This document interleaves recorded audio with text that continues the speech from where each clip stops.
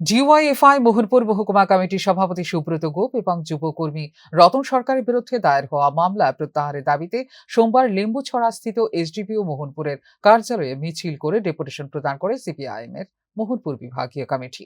বামপন্থীদের অভিযোগ, আসন্ন রাজ্য সম্মেলনের সাংগঠনিক কাজের জন্য মোহনপুর বিধানসভার হরিণাখলা এলাকায় এক যুবকর্মীর বাড়িতে গিয়েছিলেন সুব্রত গোপ ও রতন সরকার। সে সময় তাদের উপর দুষ্কৃতীরা হামলা চালায়। প্রাণ বাঁচাতে তারা ঘটনাস্থল থেকে পালিয়ে যেতে বাধ্য হন। পরে তাদের ফেলে আসা মোটর সাইকেলে গাঁজা রেখে মিথ্যা মামলা দায়ের করা হয়েছে বলে অভিযোগ তোলেন বাম নেতৃত্ব। এই ঘটনায় স্থানীয় অজয় দেব নামে এক যুবকের বিরুদ্ধে অভিযোগ উত্থাপন করা হয়েছে। বাম নেতাদের দাবি, রাজনৈতিক উদ্দেশ্য প্রণোদিতভাবে বিরোধী মতের মানুষকে ফাঁসানোর চেষ্টা চলছে এবং পুলিশ প্রশাসনের উচিত নিরপেক্ষ তদন্তের মাধ্যমে প্রকৃত ঘটনা উদ্ঘাটন করা।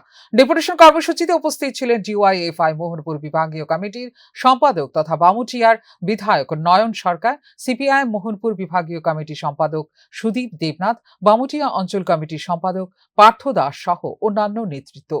এদিন নয়ন সরকার এবং সুদীপ দেবনাথ দাবি করেন, মিথ্যে মামলা দিয়ে বিরোধী রাজনৈতিক কর্মীদের হয়রানি করা হচ্ছে। অবিলম্বে মামলা প্রত্যাহার না করা হলে আগামী দিনে বৃহত্তর আন্দোলনের পথে যাওয়ারও হুঁশিয়ারি দেন তারা। আজকে আমরা ডেপুটেশনে মিলিত হয়েছি।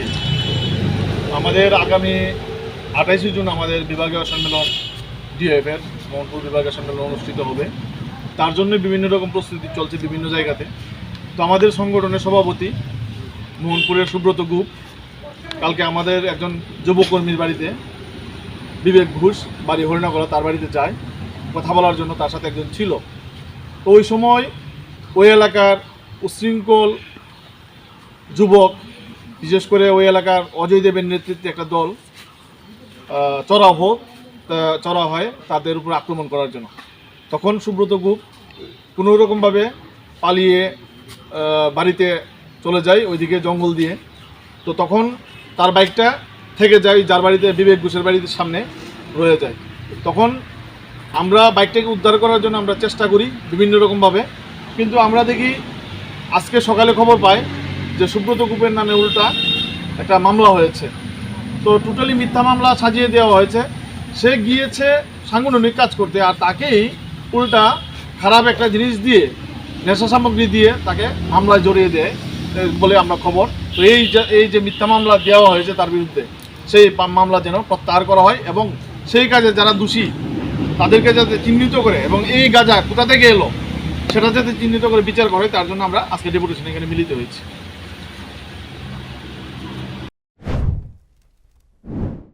তবে এই ডেপুটেশন চলাকালীন এসডিপিও মোহনপুর কার্যালয়ে উপস্থিত ছিলেন না বলে অভিযোগ বাম নেতৃত্বের। ঘটনাকে কেন্দ্র করে এলাকায় রাজনৈতিক উত্তেজনা সৃষ্টি হয়েছে। এখন পুলিশ প্রশাসনের তদন্তে ঘটনার প্রকৃত সত্যতা কতটা সামনে আসে সেদিকেই নজর রয়েছে সকলের। ফিউরো রিপোর্ট, নিউজ নাও।